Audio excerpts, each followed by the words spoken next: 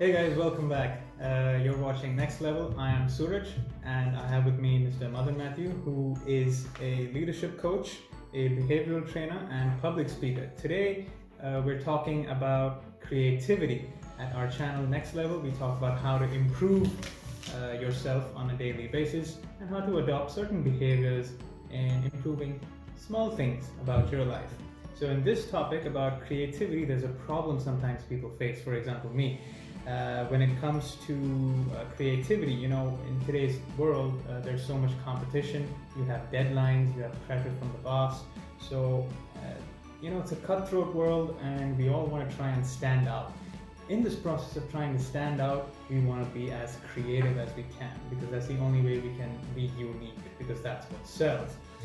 So, in this rat race, we have tremendous pressure to deal with this, and then we feel like we're not able to have that much creativity, and then we think maybe creativity is not our thing, maybe only certain gifted people can do it. But that's not the case, and we can solve this creativity problem and this lack of motivation on creativity with a few tips from Mr. Madan. Mr. Madan, what can you tell us about how to improve our creativity? Yeah, sure, Suraj. Well, see, as you rightly mentioned, we all want to be path breakers in some way. We would love to be known as trendsetters, or we all wish that someone will call us as, hey, this guy set up a benchmark or something like that. But the problem is we are comparing ourselves with the people who are successful in the world. Maybe their ideas became a very big monetary benefit, like a big corporate or a big success like a Facebook or a YouTube or an Apple or a Microsoft. And we think, oh, those guys are very creative.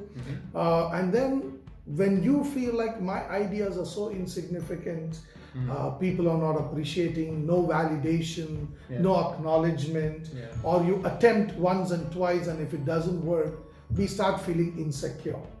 So the point which I want to tell all of us is that the originality that you and I have is our creative force. So please don't compare yourself or myself. I shouldn't compare myself with someone else, because just like my fingerprint, my creativity is unique. And it need not be popular. It need not be validated by the world, but then my originality is my creative force. Your own style. Right? Absolutely. So don't shy away from your own style. Absolutely. Let it shine. Yes, All right. yes. And just like you mentioned, in today's world, it's become a big fad. Oh, he's a creative person. In everybody's CV, you could actually see that I'm a very creative professional. Right. That's what everybody wants to be known as, right? However, I want to encourage us, of course, as I keep telling in all my videos, there are enough materials available in the internet and books available to stimulate the creative force in you. However, there are few things which helps me to stay creative in my life, and I just thought I'll share with all of you. But the premise of that is, number one, we must have an open mind. A creative person should be open to new ideas. A creative person should be open to feedback, should be open to be flexible with his thoughts and thought processes as well. So open mind is a must. Number one in the 3 points list is choose your domain. In order to be creative, I need to first of all choose a domain in which I wish to be creative. For example, if I'm into public speaking, then that should be the domain in which I want to come up with some creative ways of public speaking. Or if I'm a behavioral trainer, then I need to figure out some creative methods of conducting my training. Or if I'm a leadership coach, what can I do creative in that? So choose your domain. Number two, be action oriented rather than result oriented. Like I make an attempt. Now, whether it's a hit or a flop, or whether it is success or a failure, that shouldn't stop me or that shouldn't encourage me to either continue to do something or to stop something. I have to continuously, progressively improve my creativity no matter what the results are. Right? Because I remember there have been times when I started making some small activities and games during some of my programs, and there were few people who said, no, it's not interesting, we don't like it, and I stopped doing that. And I stopped developing ideas or games after that, and after a few months there were a lot of other people who came and said, hey, why did you stop? We really enjoyed those. So then I understood that I shouldn't be worried about the results. I'll have to be action oriented, means I need to keep acting on my ideas. If you get an idea, just do it. The biggest problem is delay. Right? If I have to make a movie about creativity, procrastination would be the villain of the movie. Or delay will be the villain of the movie. Because many of us, in fact all of us, have creativity inside you. It is not an inborn skill. Many people think, oh, I should be born with creativity. No, you don't have to be. Many people think only gifted people can be creative. No, it's not like that. Anybody could be. Only thing is you should identify it, stimulate it, and nurture it by acting on it.